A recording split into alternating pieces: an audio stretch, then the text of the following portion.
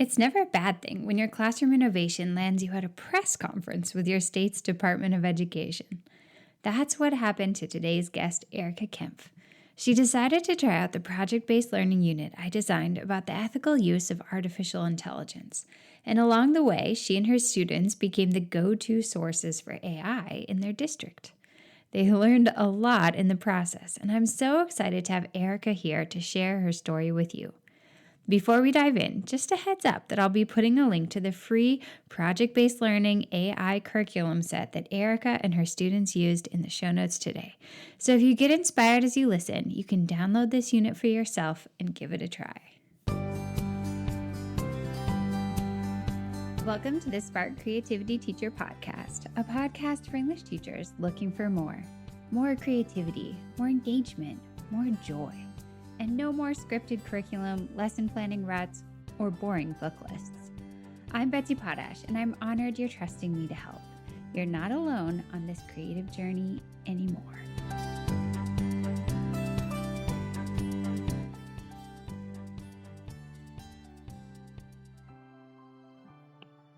Well, welcome to the show, Erica. It's so great to finally meet you virtually. Thank you. It's nice to meet you too. So we started talking earlier this year after you took the AI PBL unit that I developed last year for a test drive. And I was so excited to hear that it had been like a really interesting experience for you, that you had learned a lot with your students, that you were planning to share about it at a conference. And I'm just so excited that you're here to tell us about that. So let's start at the beginning. Can you introduce yourself and your school a little bit so we understand your context? Sure. My name is Erica Kempf. I teach mostly sophomores at Northmont High School, which is in Clayton, Ohio. My high school draws from five different communities. So we have some areas that are a little bit more rural. The vast majority of our students are suburban. And then we also draw from a small urban area as well. So we have quite a bit of diversity in every definition of the word coming into our district. We have in our high school about 1,500 students, and I see about 100 of those each day. Wow.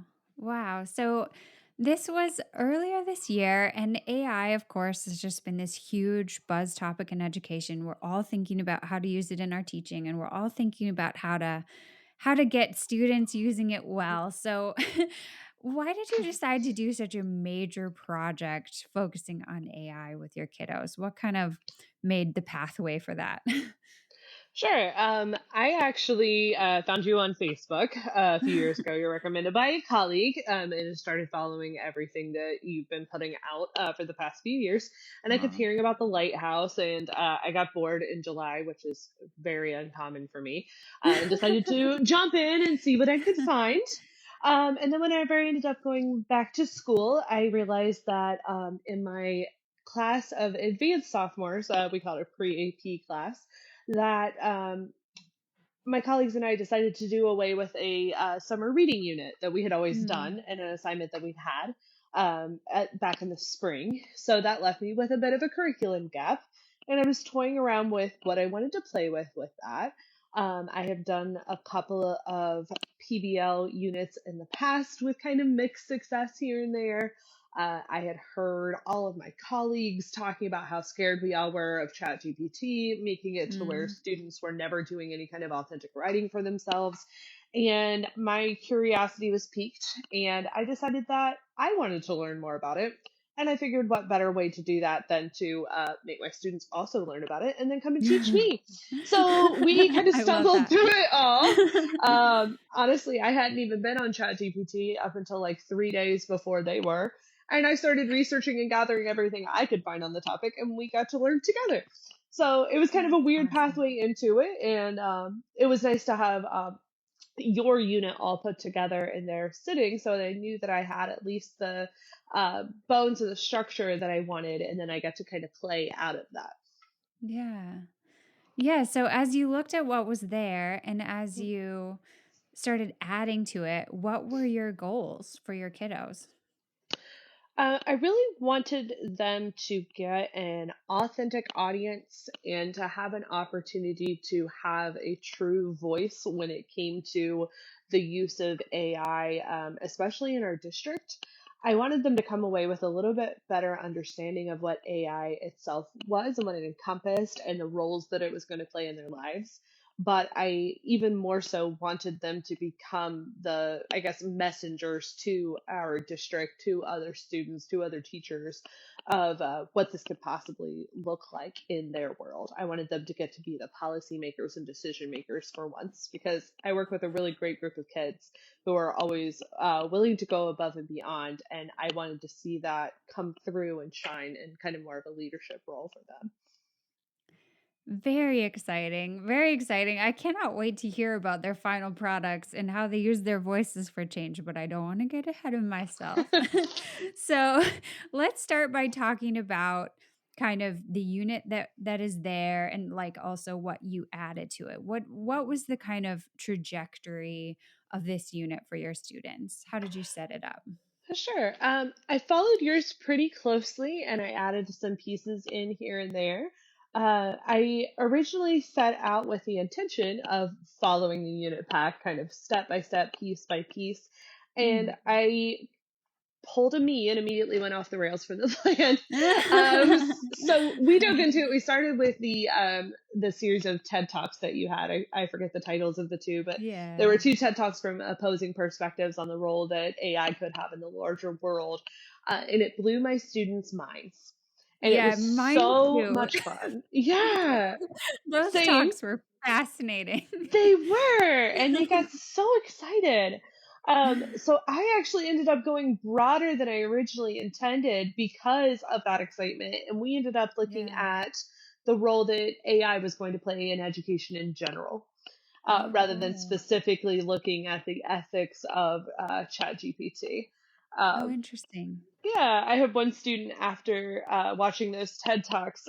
So I teach 3 periods of the same prep, and my kids in my later preps were walking, or later class periods, sorry, of the same prep, were walking into class telling me I broke one of my students. I was like, "What? Like these kids?" We were talking like late August, early September that I was rolling this out, so I barely know these kids even at this point. They said, "Yeah, he has not stopped talking about it." Like Mrs. Oh Kent, he my was at gosh. lunch and he's going, "She broke me. My mind is blown."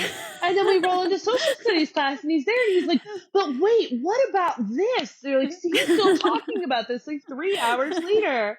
So it completely, I don't know, it had kind of cracked Oh, me up. that's And we started magic. looking at all these different roles that AI was playing. And I had kids coming in and showing me the AI that they found on Snapchat, and somebody screenshotted a conversation that they had with Snapchat's AI about the project that we were doing in class. And so that was kind of fun. It started popping up everywhere, and they were Yeah. bringing me things left and right. But we really set out to follow it pretty closely. I did broaden it to being AI in education. And I Yeah. let my kids go through and develop out their own research questions. So we actually started there. They did Yeah. some. I found a protocol, I can't even remember, online for the process of developing out research questions and testing out what made good ones. And they generated as many research questions as they could come up with tied to the topic of AI in education. We gathered those up on a Padlet by class period, so everybody kind of added theirs in once we had vetted for the quality of those. And then they did some broad level internet based research to try to connect in any texts that they could find that addressed those. So we had people looking at the role that they were seeing that AI might play for preschoolers. We had Wow. them looking at, I had a lot of kids look at the role that AI might play for students with special needs. I had some looking at the college application process and what those implications might be.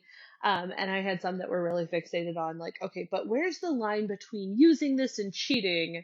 And at what point am I going to get in Yeah. trouble here at school and at high school? And I even had some that were looking at like what it was going to look like for teachers specifically too. So that was kind of interesting. Did they break down into groups or did they each do an individual project? I had a mix of all of the above. I asked them what their interests were group wise because, again, my whole goal here was voice and choice as much as possible. So I asked them to choose, I think from the research questions we had generated, their top three or four. And then I asked them to fill out a little survey about like their comfort level with groups, and specifically with their classmates, because a lot of my kids knew each other better than they knew me at this point. So I took those into account, and I did offer them the opportunity to work on their own if they wanted to also. So out of my probably 80 students that completed the project, I probably had five or six that decided to fly solo. I had groups, I had some partnerships, and my biggest group in my biggest class was a group of five. So I had a lot of range with that also. I really appreciate that, both as a curriculum designer and as a former student who sometimes found group work very frustrating. I did too. I think it's really nice when they have a lot of voice over it. If they're comfortable with their group, great. If they want to work alone, great. Like, I hmm think that's very empowering. I try to where I can. I tend to find that just by default in that class, we do a whole lot of I teach something to the whole class. We try it out as a group, and then you show me solo what Mm. you can do. So I feel like a lot of Yeah. times I'm forcing groups down their throat a bit. So in this instance, where I could um, manage to juggle that variety, I felt like I should take advantage of that opportunity for them. Yeah. Yeah. No, I really like that. So you've got the kids sorted into groups or solo. They've got their research question. Their imaginations are sparked by these TED Talks. hmm And then what happens next? You've got like a chunk of time in class. hmm What does this look like for you? We met up with our media specialist and talked about researching skills and how to Lovely. vet the quality of sources and how to use the research databases that are available online through our school's learning lab. So she ran them through a lesson on that. And then she asked me to come up with a way for them to test those skills. We went with the CRAP test, which I can't even remember what all the letters in that acronym stand for. Right. Uh, I've heard that one too. so at that time I was playing around on ChatGPT and I was trying to put pieces together on the fly. So I actually had ChatGPT make me up a crap test, I guess, Yeah. Yeah. which did not go well. And I decided to lean into it anyway. It kept sending them to a site where we were getting the main page for a company site, and it was also getting blocked by our firewalls and all that good stuff. But I decided to go Oh. ahead and put it in front of them anyway, and I let each class struggle with it for like 10, 15 minutes in their groups to try to figure through. Because again, I've got a good Mm. group of rule following, like task completer kind of kids. And then I told them the reason why it didn't work is because ChatGPT made it, so it wasn't infallible. And sometimes there are mistakes, That's and blew their minds so again. meta. Oh, that's the I couldn't best. resist. I couldn't resist. They were quite mad at me, to put it lightly, but That is like the best thing I've heard. so we toyed around with that a little bit. That's Um, awesome. yeah, and I really didn't structure their research a ton. I got them into the groups. I told them that they needed to be looking into different information. Um, because I wanted voice and choice there, I started reaching out to people in our district to see who might be willing to come visit our classroom to talk to my students. Um, because I really wanted them to pull in, as part of their research, I called them their real life human beings. Like, it can't just be articles and all that. I want you to go find a real person to talk to about this. So our assistant superintendent came, the high school principal came. We had one of our curriculum directors from our district office came to visit us, and then we had a paired group for our two heads of like the technology department at the district level all came in. So we spent a whole week interviewing people. It was a little bit overwhelming, but also I think it was good. We went through all your stuff on like how to interview and ways to reach out to people and the cold calls and cold email formats. Um, so we had in-class visitors, but I also had students who were taking time on research days to run down and interview our high school's director for students with special needs. I had a group of students who set up a conference call and called a professor at Ohio State University to talk to him about how they were using it with using AI with for students with special needs, and quoted him. And then in class we were interviewing people. Oh my gosh, my smile is like gonna break my face. It was so much fun. I never imagined that was going to take off.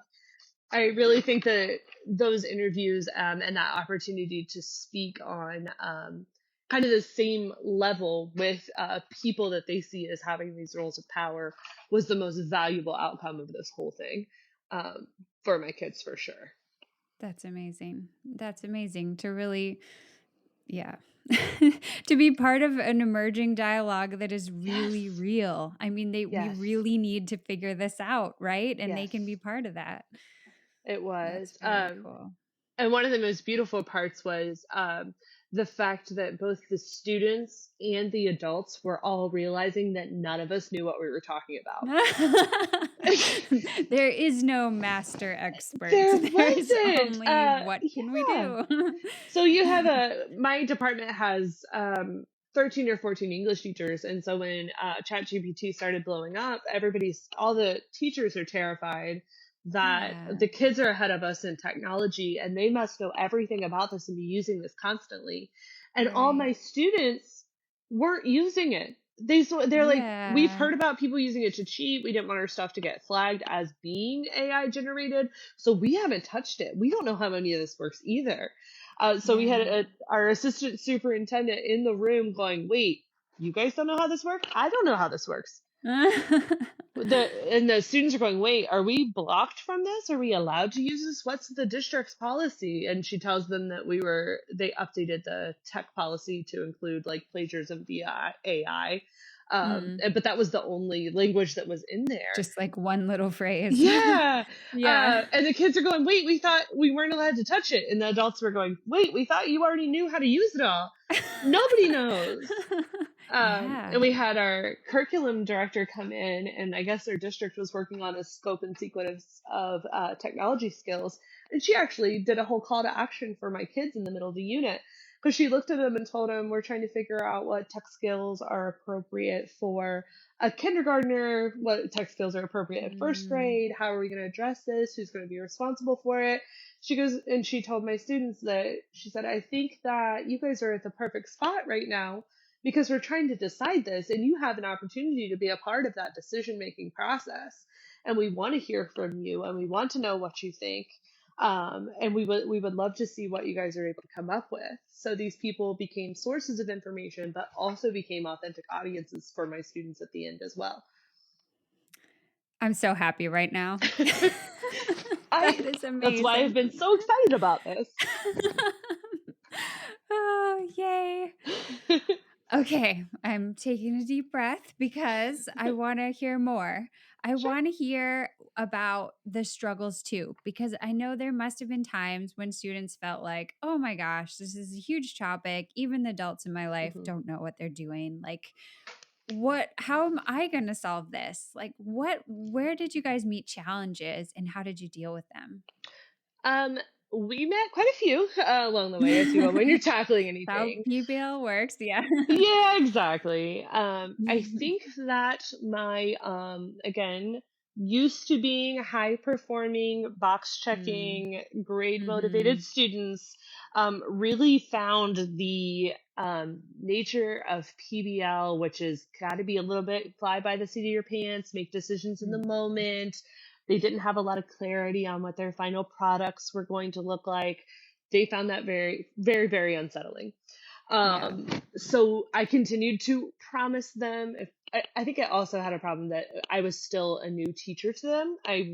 Mm, In looking to do this again in the future, I definitely will move it later in the year because they didn't sure. trust me enough yet either. They didn't know that Mm, for sure I'm here for you and I will get you through this and I'm not going to bomb your grade at the end of this project because you didn't do something I didn't give you time for or anything like that. So there was a lot yeah. of reassurance. There was a lot of, okay, let's look at some calendars. Let's talk through our main goals. But they really struggled with the abstractness, I guess, of it all for a Yeah. bit. And I will say, you were talking about like their final products and things like that. I don't think that like most of them final product wise weren't the greatest. I had a Mm, few really, really good outcomes, but I really think that the biggest takeaways from this were those conversations that they were having at that interview process and the research itself. I don't know so much that the final products that they produced were the most wonderful things that I had seen. So yeah. that's definitely So something like that. it wasn't about like in the end for them, it Mhm. wasn't about creating a podcast Right. telling people how to use ChatGPT. It was more about realizing that they could be part of a conversation with adults across the internet, Hmm. across the in-person space, that they could influence policy at their school. Yeah, I think that sums it up perfectly. Awesome. So their takeaway in the end was kind of like a new creative confidence about Yes. what they could accomplish, you know, Yes. what their role could be in creating something. Yes. I think that's absolutely right. I had some groups Very that cool. realized I had groups that made videos. I had groups that made pamphlets and copied them and put them in every teacher's mailbox. I had one who did an article and posted it on the school's news website. I had a group that my best achievers who did this really awesome video that they sent out to. They may have sent it district wide to all of our special needs teachers that they could get a hold of, talking about the role in the ways that AI could like concretely provide some help for them along the way. Um, so having That's that super window was cool. cool. Yeah, and my group that did the video also ended up getting to be in that press conference with Ohio's Lieutenant Governor John Husted, and talking to them and talking to news cameras and everything else, and getting their voice out even beyond months after the project was finished up. So they Wow. took it over the top. Wow, wow. Let's back up a little bit because I know about this news conference, but I don't think we've actually shared it here on this episode yet. Can you Good tell point. us what happened? So in the midst of this, I decided that I was interested in possibly presenting and sharing this project out to others because all of your wow moments were happening to me too in the classroom. It just kind of felt like magic as it was rolling out. So Yeah. I had reached out to you about presenting at a conference and talking about the project and the way that that had come through. And you invited me to come on here and talk to you. And in the midst of Yeah. all of that, my assistant superintendent, who got interviewed by my students in my class, was reached out to by Ohio's Lieutenant Governor's office and said that they were interested in coming and talking to our district about the way that we were using AI in the classroom. So she Mm. originally asked and said, asked if I wouldn't mind having them out in my classroom to get to meet my kids and talk to my students about the project. And I said, yeah, that would be amazing. I enjoy putting my students on the spot like that. Uh, Absolutely. and then that actually turned into, instead of coming to visit my room, they actually had a press conference in our media center. Uh, and I got to invite three of my students who got to talk and got interviewed by the news. And I got to give a 5 minute speech behind a podium, which is not my comfort zone. So Wow. Oh my it gosh. turned into a big thing really, really fast. But they were, Wow. I guess Ohio has created, Innovate Ohio's worked through to create this AI toolkit that's accessible for Oh. teachers and for students and for parents to go through and look at ways to explore and embrace the use of AI in a way that's going to be safe for students, and in a ways that's structured. So there are lesson plans up there. There are resources and tools for parents and considerations when it comes to like student safety and things like that. So the press Mm. conference was to announce that piece. And then my lovely kiddos got to see themselves on the news. And I keep hearing from other Yes. students, oh, Mrs. Kemp, I saw you on the news last week. So I got a little bit more credit and buy-in after that, which was kind of fun. Oh my gosh, that's fantastic. Wow. So We're going to sort of look back over this all now for a second Sure. and think about for a teacher listening who's thinking, okay, sold. I want to try this out with my students. I want to give them a voice on AI. What advice would you give to them? I say do it. I say don't be too overly concerned with controlling all of it. I think when it comes to Mm, PBL, a little bit of chaos is good, and is helpful, and I think that's where some of the greatest ideas come from. And I would also say consider the fact that maybe that final product isn't the end all be all. Maybe that's not really your purpose and your goal here. Maybe it's the opportunity to try something new, to get your kids again that voice and choice option, because there's something absolutely magical about students realizing that their voices matter and that adults in their lives will stop and listen to them if they have spent the time gathering their voices in a way that gives them something to say. So I think that was what was amazing. It was a little stressful going through it because I am typically a very structured to-do list kind of type A type of person. So to let go of the reins a little bit and just kind of roll with it was very outside of my nature, and it is for a lot of my students too. So that was part of the yeah. fun with they were struggling with the same things that I was. I don't know where this is going, Mrs. Kemp. We're figuring it out. We are figuring it out together. I can't tell you how many times I said. But yeah, my advice would be I to love give it a that. go, try, and I mean, what's the worst that happens with it? I don't think you lose anything with taking a chance at an opportunity. Yeah. Yeah. It definitely doesn't seem like you and your kiddos lost anything. Definitely not. Very cool. Just use the mantra, we're figuring it out. Yep, yep. And I love I will it. say they came out of that actually trusting me because they realized that I wasn't setting out to bomb a grade. I wasn't setting out to steer them wrong. And they all saw that the good that came out of the project at the end of it as well. There were definitely some things that were a little frustrating Yeah. for them, but I think I have a little bit more trust from them that I'm going to get you somewhere good. It might be a weird, Aw. winding pathway there for a little bit, but I definitely think they saw the value coming out of it. Well, Erica, this has been so much fun. Thank you for reaching out to me. Thank you for being here. Of course, thank you. I couldn't believe the opportunity.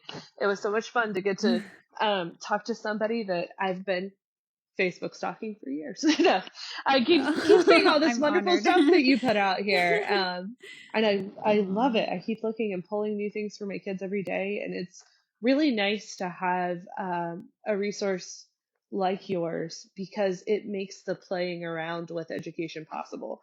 You know, there's something there if you flop to fall back on that's ready to print and go, and it makes the opportunity to play with something like this so much more enjoyable and so much less stressful for type A people like me that need to make sure we're getting the things done. So I appreciate that. Oh, thank you. That means so much. Of course. Thanks so much for joining Erica and me today to talk about her inspiring work with her students. Remember, just hop into the show notes to grab the link to the PBL Ethical Use of AI unit for yourself. Until next time, take care of yourself and stay creative.